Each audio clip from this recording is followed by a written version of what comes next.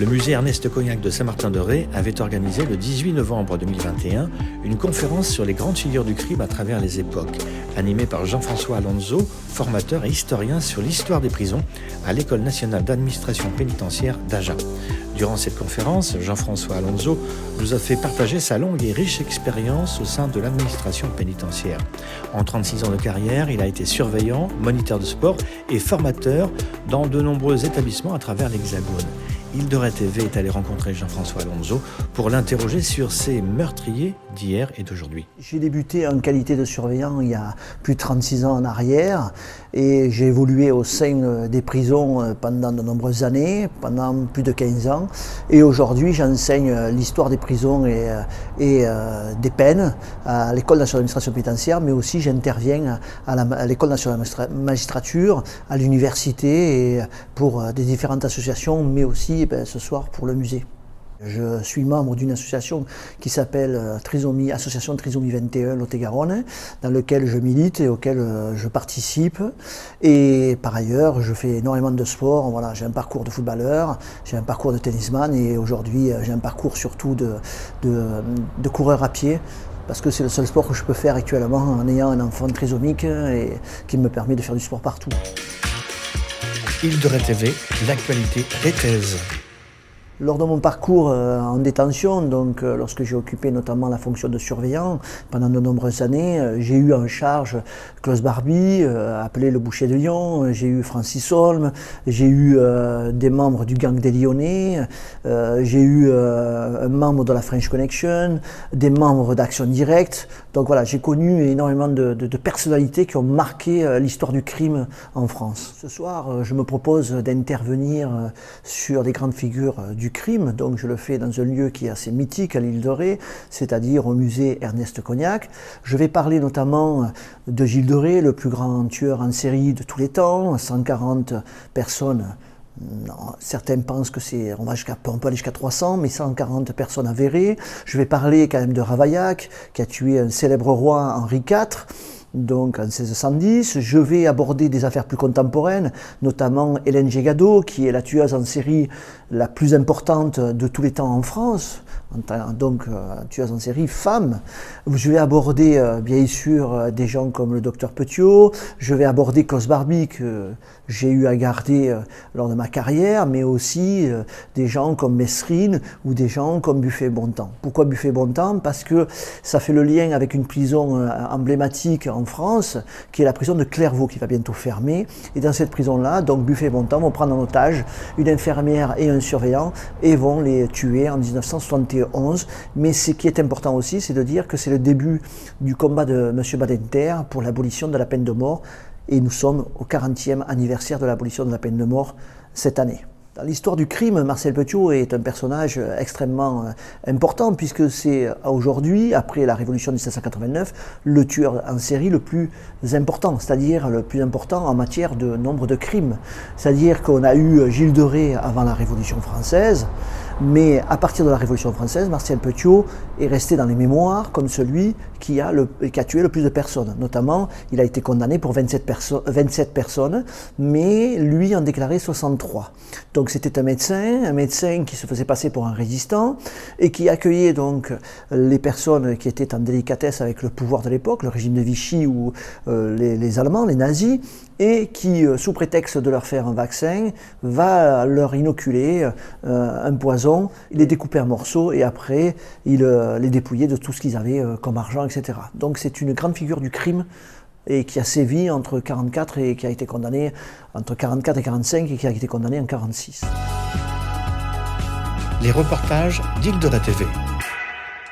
Lors de mon parcours professionnel donc en détention, j'ai été marqué par deux personnages, notamment Klaus Barbie. Pourquoi Klaus Barbie? Parce que c'est le SS en termes d'exaction et en termes de crime le plus important en France. C'est peut-être pas le plus gradé, mais c'était celui qui avait envoyé des centaines de personnes vers les camps d'extermination, notamment les enfants d'Isieux, mais aussi qui est à l'origine de la mort de Jean Moulin, qui est mort en transit en 1943 à Metz, alors qu'il était déporté. On touche là la grande histoire de France, mais aussi l'histoire mondiale, et que c'est pas tous les jours qu'on est amené à échanger, comme ça a été mon cas, mais aussi comme d'autres collègues surveillants qui ont été à sa garde.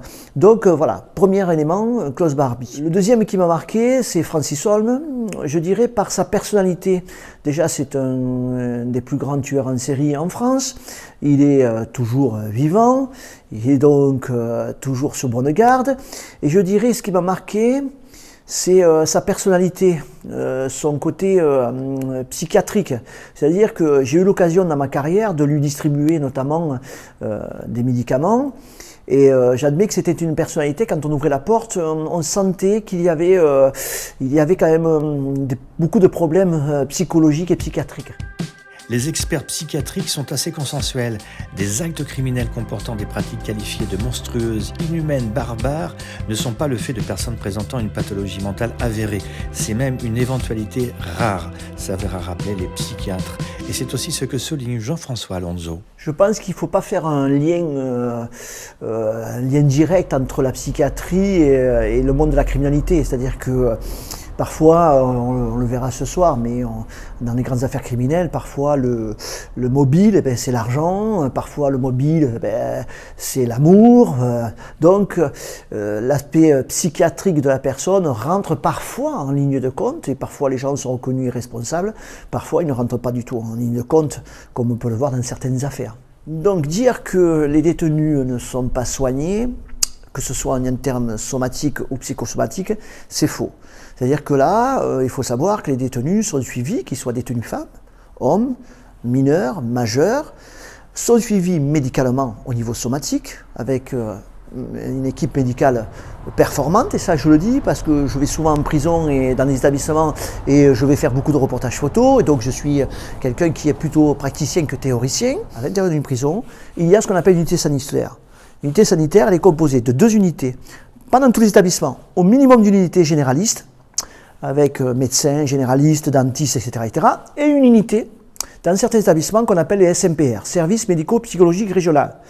Et lorsqu'on n'arrive pas à les soigner, mais qui dépendent de la justice et qui sont pénalement responsables, on a, depuis maintenant 2010, on a des antennes en milieu hospitalier psychiatrique, des unités hospitalières sécurisées interrégionales. Donc ils sont suivis. Donc il y a une prise en charge qui s'est améliorée depuis maintenant plusieurs décennies et qui permet de mieux en prendre en compte les troubles du comportement des détenus. Concernant la réinsertion, l'Observatoire international des prisons souligne que moins de 2 personnes détenues sur 10 sortent avec un projet d'insertion mis en œuvre de manière encadrée dans le cadre des aménagements de peine. Et ce sont souvent les personnes les moins désinsérées qui en bénéficient. La réinsertion, c'est un vaste débat, c'est-à-dire que certains vous diront que ça ne marche pas, moi je pense plutôt que ça marche. Après, je n'ai pas de pourcentage, mais heureusement que ça marche, que ce soit pour les petites peines, mais aussi que pour les longues peines. Heureusement que ça marche, parce que sinon, on n'aurait pas 68 000 détenus, mais on aurait beaucoup plus de détenus dans nos prisons. Alors c'est sûr que le pronostic pour une longue peine, quand on est resté 20-25 ans, n'est pas forcément le même en termes de réinsertion que celui qui est en courte peine et qui ne passe que 6 mois, 8 mois. Après, il y a des avantages et des inconvénients dans les 2 processus, parce que quelqu'un qui a une courte peine, il ne peut pas préparer sa sortie comme on le préparait si on avait 2 ou 3 ans en termes scolaires, en termes de travail. Alors que quand on a une longue peine, on peut quand même mettre un PQ de sortie, on peut passer des diplômes comme certains détenus qui sont rentrés avec un niveau d'études très très bas et sortir avec un doctorat. Bon, c'est des cas exceptionnels, mais avec des bacs, avec des diplômes. Donc à l'arrivée, la réinsertion des détenus, elle dépend aussi, alors nous on fournit les outils, l'administration pénitentiaire fournit des outils, mais elle dépend aussi principalement du détenu qui s'approprie les outils qu'on lui donne ou pas. Si vous voulez compléter votre culture pénitentiaire sur l'histoire des prisons, sur l'histoire des peines, je vous conseille 2 sites. Le premier site, c'est le site de l'ENAP, École nationale d'administration pénitentiaire, et vous irez dans l'onglet patrimoine et histoire. Et le deuxième, c'est Criminocorpus, qui est un site très très important. Donc 2 sites à aller voir et vous aurez des informations très fiables.